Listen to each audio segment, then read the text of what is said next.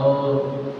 یہ دنیا کی ساری پسندیدہ چیز، عزیز چیز، محبت والی چیز جو اپنے پاس رکھ کے اللہ کے راہ میں صدقہ کرنا پسند کرتے ہیں، بڑی چیز، بیکار چیز،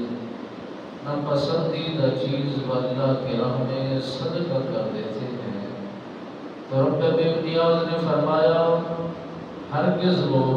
کامل نیکی تک نہیں پہنچیں گے اور اس مرتبے اور مقام تک نہیں پہنچیں گے جو کچھ اور جو مال اللہ کے راہ میں خرچ نہیں کریں گے، اور خرچ بھی وہی مال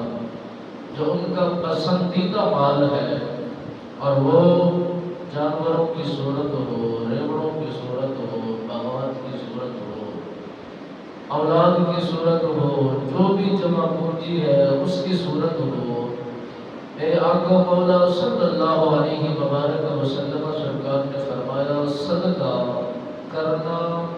اور صدقے کی ترغیب دینا میرے نبی رحمت سرکار کو پسند تھا، اور اللہ کی طرف سے یہ محبوب عمل تھا۔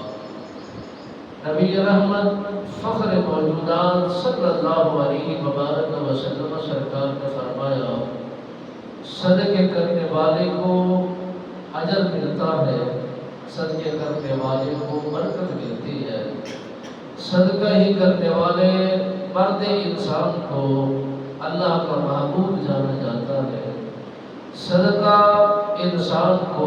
مصیبتوں سے ڈال دیتا ہے، صدقہ کرنے والا انسان کی زندگی میں برکتیں ڈل جاتی ہیں۔ میرے نبی رحمت فخر موجودات صلی اللہ علیہ وسلم سرکار کی دربار گوہربار میں حضرت ابو ہریرہ اس بات کے راوی ہے، آپ سرکار نے فرمایا کہ ایک صحابی رسول میرے نبی کی دربار گوہربار میں حاضر ہو کر عرض کرنے لگا، آقا یا رسول اللہ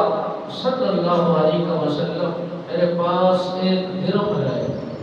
میں صدقہ کرنا چاہتا ہوں۔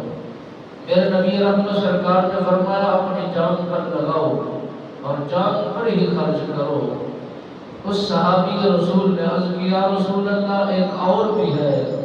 آپ سرکار نے فرمایا پھر اپنی اولاد پر خرچ کرو۔ عرض کیا رسول اللہ ایک اور بھی ہے، آپ سرکار نے فرمایا اہل خانہ پر خرچ کرو۔ اس صحابی رسول نے عرض کیا رسول اللہ ایک اور بھی ہے۔ میرے نبی محترم رحمت کون و مکان صلی اللہ علیہ وبارک